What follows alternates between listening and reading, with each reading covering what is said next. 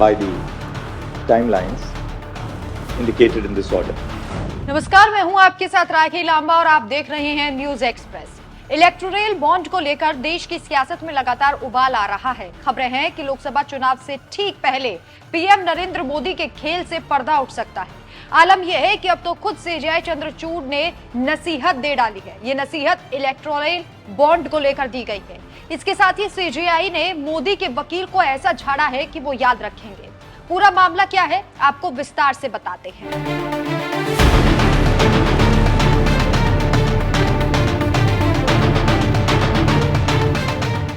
CJI Chandrachud अपने बेबाक अंदाज के लिए जाने जाते हैं, अपने मजबूत फैसलों के लिए पहचाने जाते हैं। एक बार फिर से उन्होंने ये साबित कर दिया है कि वो किसी से डरने वाले नहीं हैं। दरअसल सुप्रीम कोर्ट में इलेक्टोरल बॉन्ड को लेकर सुनवाई हो रही थी। इसी दौरान एसबीआई के वकील ने कहा कि हमें सिर्फ 3 हफ्ते का और समय दे दीजिए।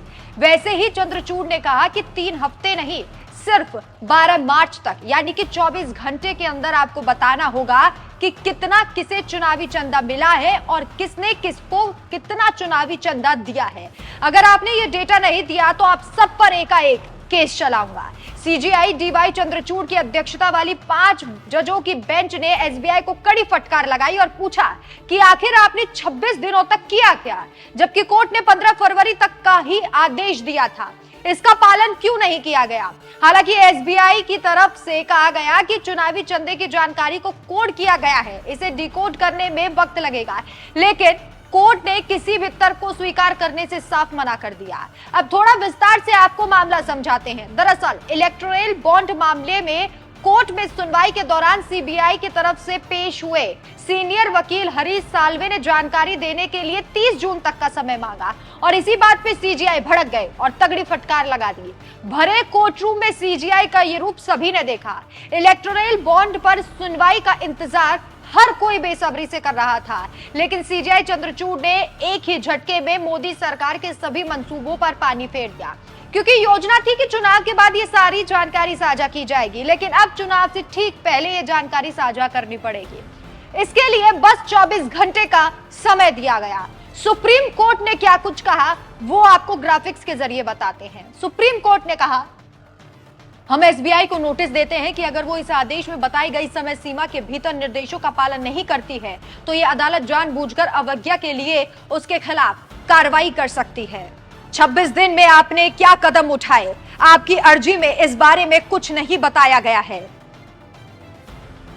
सर्वोच्च अदालत ने इस दौरान एसबीआई को 12 मार्च 2024 को कामकाजी घंटे खत्म होने तक चुनाव आयोग यानी ईसी को चुनावी बॉन्ड से जुड़ी जानकारी उपलब्ध करवाने के आदेश दिए और ये आदेश बिल्कुल सख्त लहजे में दिए गए हैं, क्योंकि सीजेआई ने साफ तौर पर कह दिया है कि इस बार किसी की मनमानी नहीं चलेगी।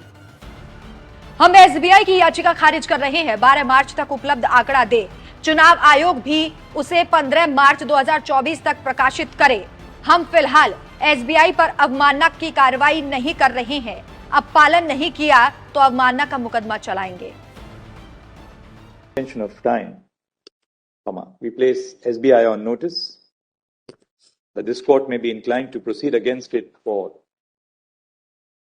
willful disobedience of the judgment if SBI does not comply with the directions of this court as set out in its judgment dated 15 February 2024 by the timelines indicated in this order.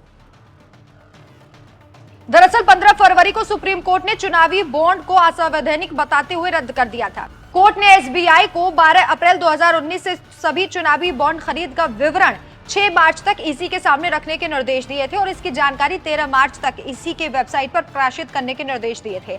हालांकि SBI ने 4 मार्च को court का दरवाजा खटखटाया था। विवरण का खुलासा करने के लिए जब 30 जून तक की मोहलत मांगी गई तो सीजेआई साहब भड़क गए और सीजेआई ने कहा कि हम आपको इतना वक्त नहीं दे सकते। जब आपको पहले समय दिया गया था तो आपने समय पर काम क्यों नहीं किया गया? और सीजेआई ने भरे कोर्टरूम में सभी को फटकार लगा दी। अब आपको बता दें कि महज 24 घंटे का समय दिया गया है एसबीआई को कि पूरा डेटा प्रकाशित करे। आपकी क्या राय है इस खबर पर? हमें कमेंट करके जरूर बताएं। नमस्कार।